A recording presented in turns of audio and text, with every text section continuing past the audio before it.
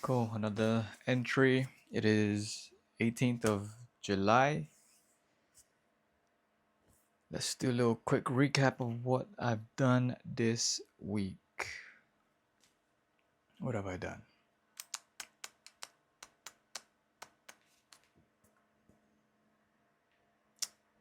Client work. Started the client work. Sent the invoice. Received the first 50% and started doing the initial concepts.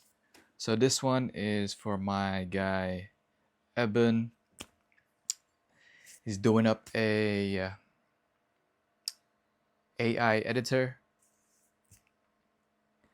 and he's asked me to do his logo for his brand or for his business. And yeah, I started initializing the concepts this week. I have yet to send him the updates for that. And what else happened? Yeah, no, I just stayed on. Continued with my fitness, hitting the gym, having my boxing training routine, getting my health up. You already know. What else is there? Oh yeah, this to edge today actually.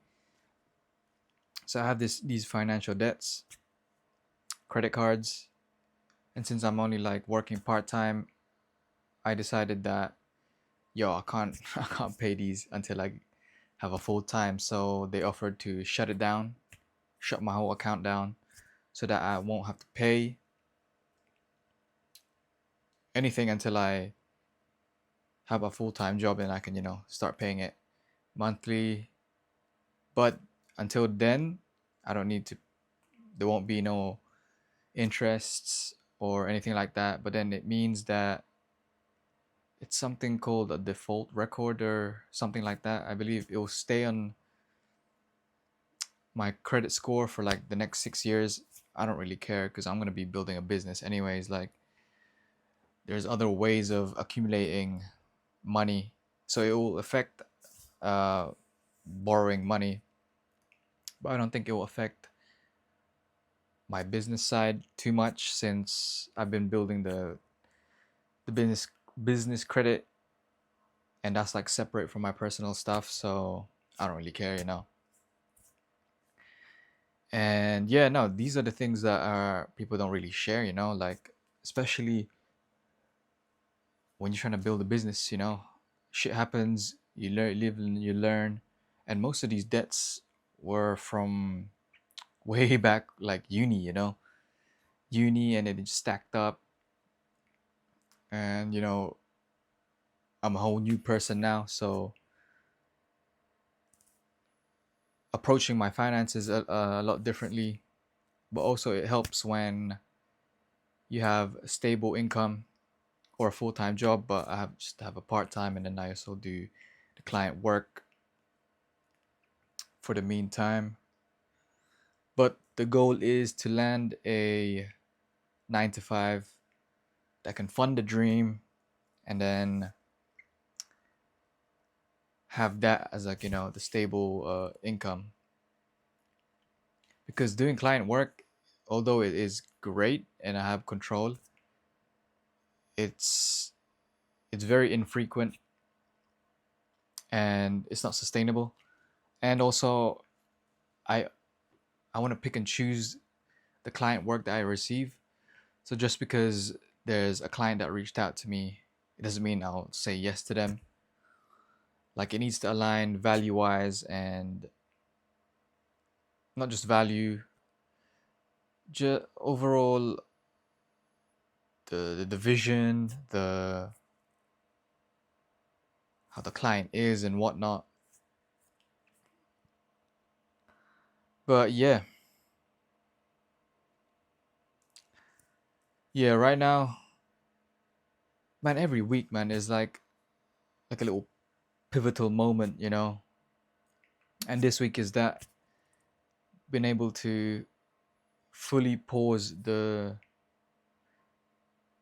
the credit card debts until I'm at a better place financially. But then obviously it comes with the cons of the default record or whatever you call it being on my credit score for up to 6 years, and then affecting for me to borrow money in the future.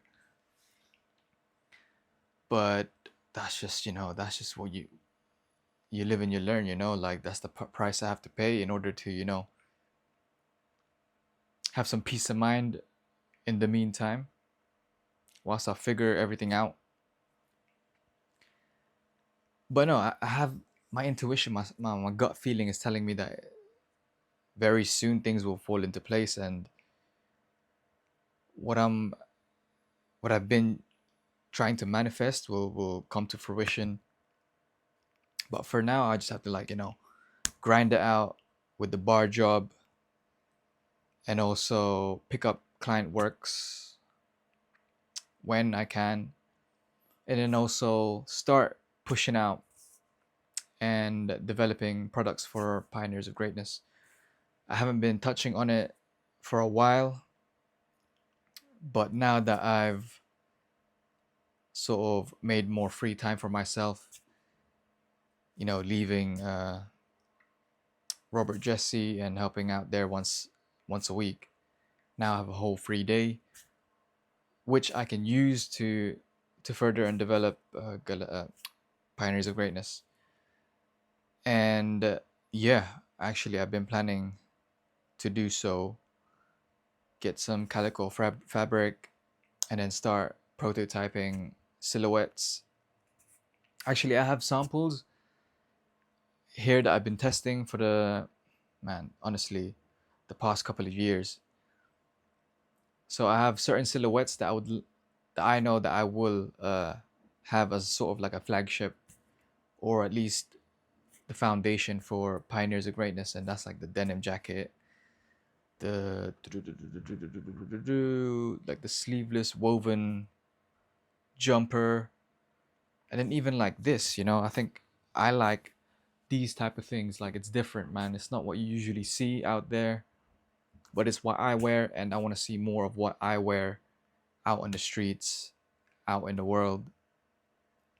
And I don't want to be like everyone else, just dropping tees, hoodies, and that. That's, for me, that's super basic, but I know that's the bread and butter of most fashion businesses. It's the core pieces like that, the very, the entry point products that the people can, easily incorporate into their wardrobes and wear out without, changing up their whole style or anything. But for me, a good percentage of the pieces that I would put out will be things that you don't usually see. And then obviously a small percentage of that will be the tees, the hoodies, and whatnot. But it won't be the main focus, because for me, I want to push out products that aren't the norm, or at least it's not what you usually see. Because for me, if I'm just doing what everyone else is doing, then what's the point of doing what I'm doing? I gotta do something different, or at least have a different approach, and just not be like a sheep, like doing what everyone does, because it works. Nah, man, that's, for me, that's boring, that's lazy. For me, I wanna, push the boundaries, see what I can really do with the medium of fashion, and combining boxing and fashion, and seeing how I can translate that into products. But yeah, man, this is the grind. Or honestly, is figuring things out, and it's literally doing what you can with what you have. And each people have a different circumstances. So for me, I'm lucky enough that my girlfriend covers the rent, and she's fully employed, with a permanent contract. So she covers the rent, whilst I, do my part-time job hunt. Basically, just my support, and I know that not many people have that, so it's even harder for them to, build a business, because building a business alone is already hard in itself. So having a supportive partner, supportive family, supportive friends, having mentors, all of those things, that really helps you to, stay optimistic and keep pushing, because like I mentioned before, entrepreneurship is just literally a long game. It's a 12 round fight. It's not like a sprint or anything like that. You just gotta stay long enough to see the results. And I'm gonna keep saying this because this is what I'm doing now, like I started my entrepreneurial journey in 2021 when I incorporated GALANACCI, which is now Pioneers of Greatness. I mean, GALANACCI is the main company, but Pioneers of Greatness is a sister company within that umbrella. But yeah, no, there's a lot of things I need to sort out prior to, fully fully launching. But who cares, man? Like, honestly, you just gotta make do with what you have and just go for it.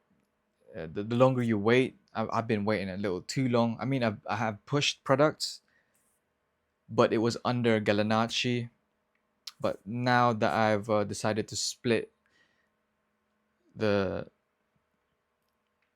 the brand slogan Pioneers of Greatness away from Galanacci and have it on its own brand, which I did uh, early this year. I think now I need to start pushing out products and making more noise and getting more attention to, what I'm building.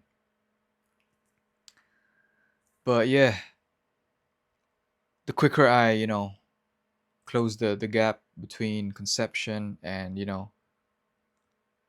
ideation and then delivery, the better. So I think I'm just gonna go and just fucking do it, just do it. Start getting shit out there, because at least when I have products out there, that when people wear it, that's a form of marketing, and I haven't been doing that in a good while. I mean, I do wear my own shit, but it's better when other people wear it. More reach, more eyes. And when I start doing more of it, I'll be able to do more content, more videos, more behind the scenes, and start marketing it aggressively within the boxing community, and take over eventually. And the funny thing is, yeah, I do follow the ones that are currently dominating the market, like the Box Raw, the Everlasts, and those are like, boxing apparels. And I can slowly start to see the likes of, Box Raw going more into the lifestyle, and all I can think of is, yeah, man, you guys, you better keep innovating, because once I get my all my gears up and running, man, I'm there to take your market,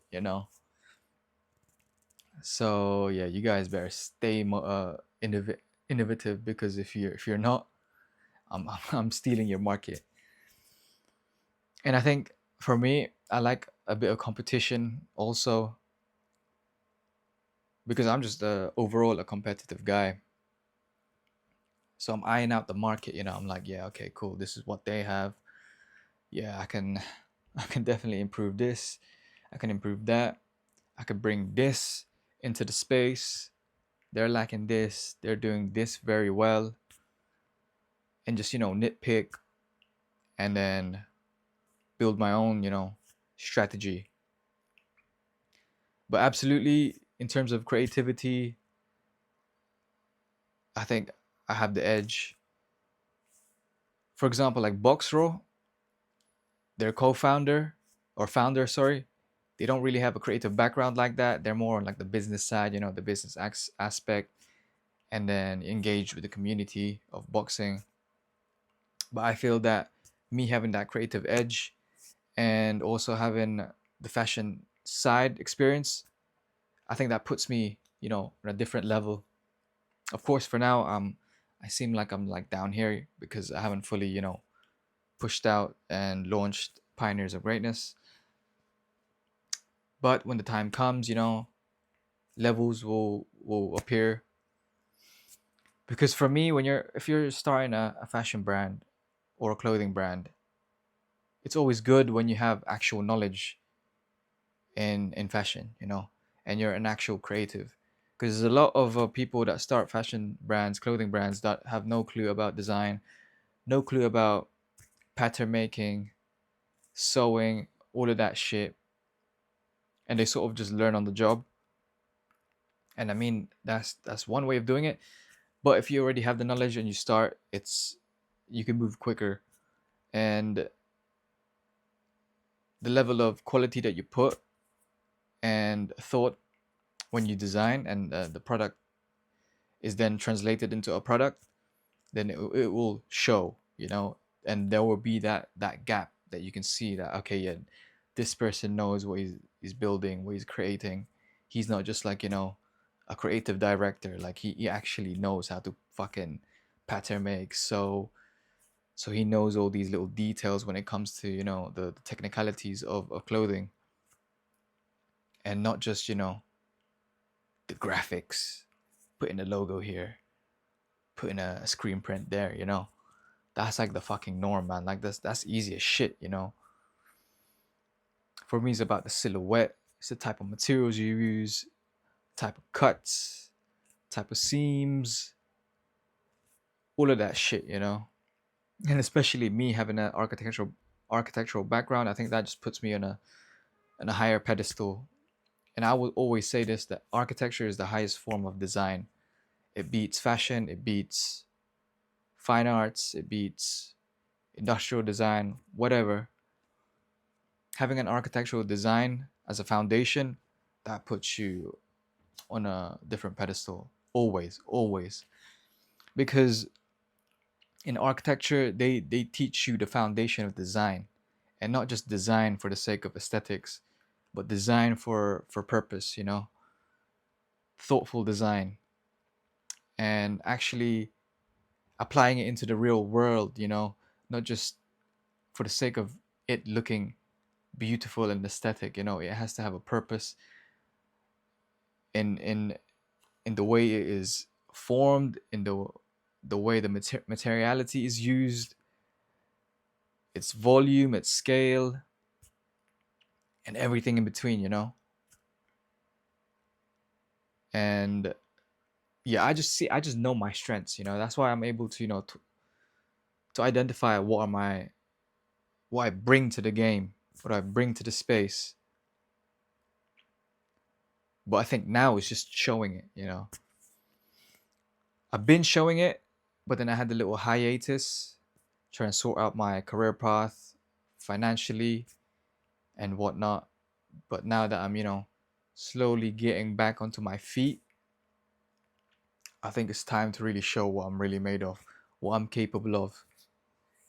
Because no one really knows what I'm capable of until I show it. But sometimes it just takes time. But for me, I've seen it all along. And that's why I talk about it, because when I look back at these videos 5 years or 10 years from now, I'm going to be like, yeah, see, I told you, I knew I was going to get here eventually. But just because of my circumstances, it was very limited, and it's sort of slowed the way I progress. But for me, slow growth, it builds a strong foundation. Going viral and all of that, I think that just builds ego, and that has no longevity. For me, I want to be rooted in purpose, to the point that when I push out products or do certain things, activations and whatnot, you're gonna be like, yeah, this man is doing it for a purpose. He has a meaningful perspective when building a business, and it's just not, for monetary sake and for the fame or for this and that.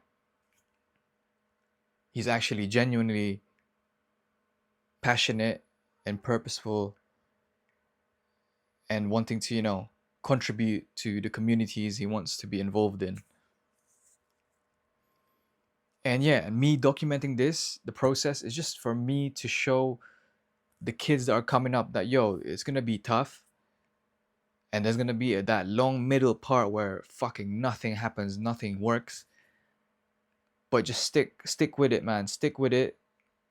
As long as you know deep down that what you're doing has meaning and has potential, and you 1000% believe in it, then keep pushing, man. It doesn't matter if you have to do a bar job like me, part time, or you have to pick up a 9 to 5 that might be a bit miserable and a bit monotonous and a bit lackluster. But fuck all that, like, keep your head down, work, grind, and then before you know it, you're going to build that world, that career, that business that you've always envisioned right from the beginning. And yeah, that's pretty much what I have in mind this week. I just need to show up, start pushing shit, and show the world what I'm capable of. And that's it. I'm unstoppable. And yeah, good luck to the competition, because once I'm up, it's game over for you guys, man. I'm out. Peace.